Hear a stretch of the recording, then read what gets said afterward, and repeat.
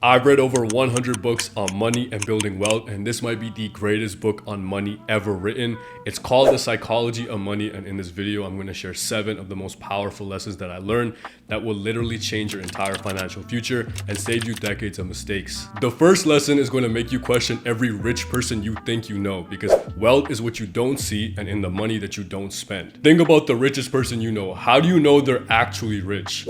Maybe because of their car, their house, or their clothes. But the truth is that you don't actually know what their financial situation is behind closed doors. All you know for sure is that they spend money, and perception isn't often reality, because true wealth is the money that you don't see stored away in assets and investment portfolios. And there's this famous story about 2 neighbors that lived in a nice suburb. One drives a new BMW, lives in a $1 million house, wears designer clothes, and everyone assumes he's incredibly wealthy, obviously, while the other neighbor drives an old Honda Civic, lives in a modest house, and shops at regular stores. If you had to guess who was richer, most people would probably pick the guy driving the BMW, right?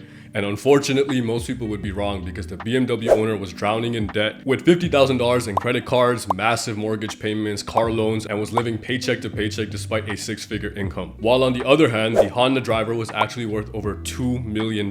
He just didn't feel the need to prove it to anyone and invested his income every month into assets that appreciated over time. The money that you didn't see was actually building his wealth this whole time. And as a society, we've unfortunately been trained to think that spending money equals having money. And there's this psychological phenomenon called the man-in-car paradox.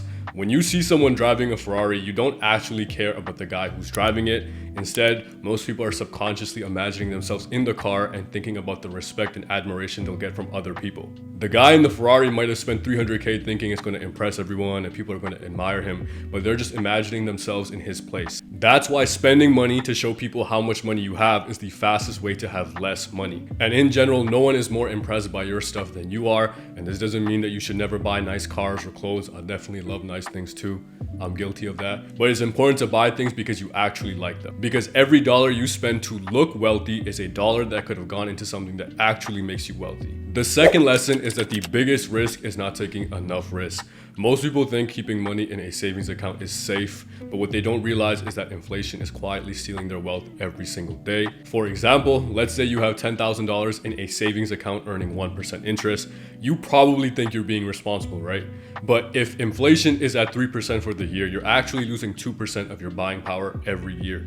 That means that in 10 years, your $10,000 will only buy you what $8,200 buys you today. You didn't lose money on paper based on what you see in your savings account, but in reality, you got poorer.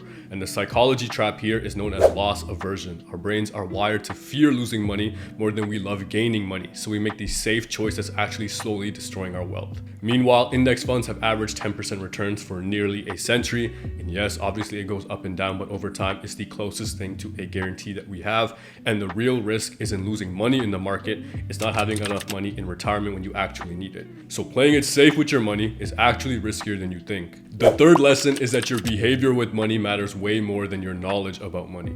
I'm going to tell you about 2 guys with completely different backgrounds who prove this point perfectly. The first guy, Richard, was a Harvard-educated high-level executive who worked at Merrill Lynch. He made a fortune working as a financial genius and lived a lavish lifestyle, even buying a luxurious home with 11 bathrooms and 2 swimming pools. He had access to the best market research and worked with some of the wealthiest clients on Wall Street. The second guy, though, Ronald Read, spent his entire life working at a gas station and as a part-time janitor. He had a high school education and made a humble salary throughout his career. Now, one of these men accumulated over $8 million, while the other ended up bankrupt, telling a judge in 2008 that he currently has no income. And the man who ended up with the 7-figure fortune was actually Ronald Read, the gas station attendant and part-time janitor. Richard had all the complex financial knowledge in the world, but knowledge doesn't guarantee good behavior. Despite his expertise, he made the classic mistakes that often destroy wealth. He had high debt, greed, expensive liabilities, and irresponsible spending. Ronald did something different though. He just invested into quality stocks and held them for decades, letting his savings compound year after year. He never sold, never panicked, and never got greedy. The lesson is that the market does not care about how smart you are, it only rewards consistency. So while Richard was trying to outsmart the market, Ronald was building wealth through simple, consistent behavior. And Ronald's family was actually surprised when they learned about his wealth after he passed away. He lived so modestly that even the people closest to him had no idea he was worth millions of dollars. And he proved that building wealth isn't about looking wealthy, it's about behaving wealthy.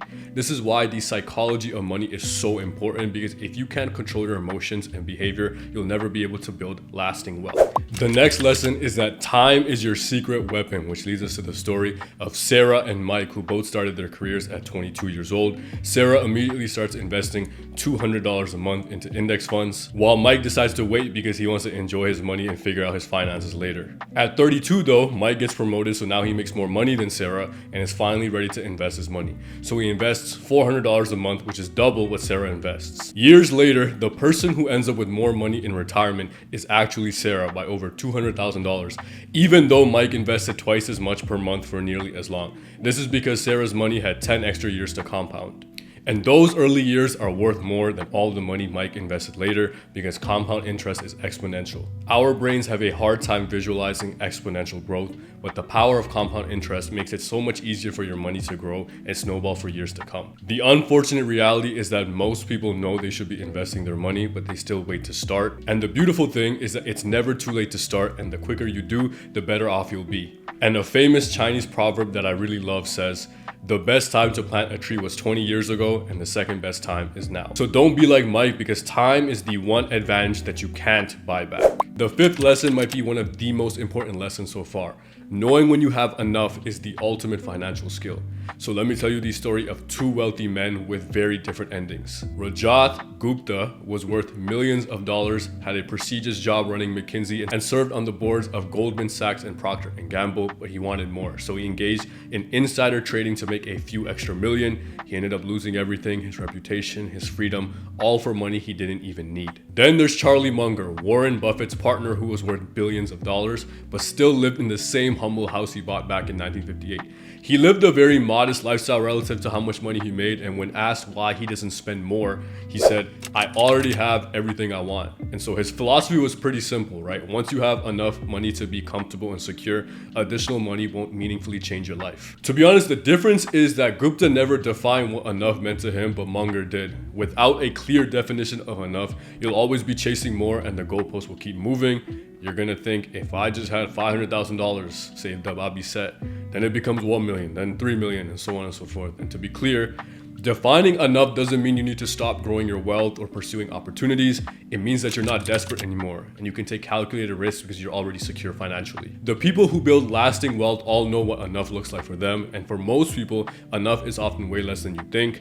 Once you hit your number, everything after that is just extra, and when you're not desperate for more, you make way better financial decisions anyways. The next lesson stresses the significance of saving as much money as you can, because your savings rate is the only factor that you have complete control over. Morgan Housel discovered that you don't need a high income to build wealth, but you do need a high savings rate. You can't control market returns or inflation, but you have 100% control over how much money you save. Think about it this way. If you save 10% of your income, you need to work 9 years to pay for 1 year of expenses. But if you save 50% of your income, you only need 1 year to pay for 1 year of your expenses. That's the mathematics of freedom. The more you increase your savings rate, the quicker you reach financial independence. And to increase your savings rate, you can do the following 3 things.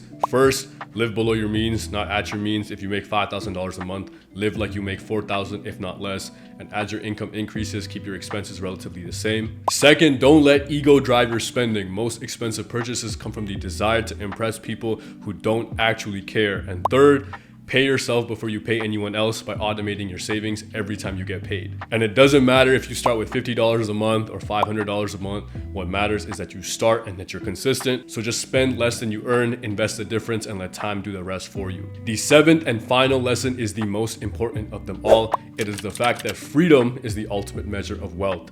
The goal of life, to be honest, isn't to accumulate money, it's to accumulate choices. Think about what money actually represents. It's not paper or numbers in a bank account, it's stored freedom. Every dollar you save is buying you a piece of independence from having to do things that you don't want to do. Most people think wealth is about buying bigger houses, fancier cars, or expensive vacations, but true wealth is invisible. It's the ability to wake up on Monday morning and decide what you want to do with your day and not what you have to do. Financial independence isn't about retiring early or never working again. It's about having the option to do what you want. It's about being able to take risks because you have a safety net. It's about pursuing work that you're passionate about instead of work that just pays the bills. And when you have enough money saved and invested, you gain the ability to walk away from anything that doesn't serve you. You can leave toxic jobs, you can invest time in relationships that matter, you can prioritize your health and hobbies, and you can be generous with others without it hurting your own security. This is why every financial decision should be viewed from the lens of freedom. Does this purchase bring me closer to independence or further from it? Does this job give me more options or fewer? The goal isn't to be rich enough to buy anything you want, it's to be free enough to do anything you want. That's the ultimate wealth, and it's available to anyone who's willing to learn and be disciplined for a long period of time. These 7 lessons aren't just about building wealth, they're about building a life where you have options and you can pursue your passions because you've bought yourself that freedom. And if you enjoyed the video, feel free to like and subscribe to the channel for more videos on achieving financial freedom. Thank you so much for watching, and I'll see you in the next video.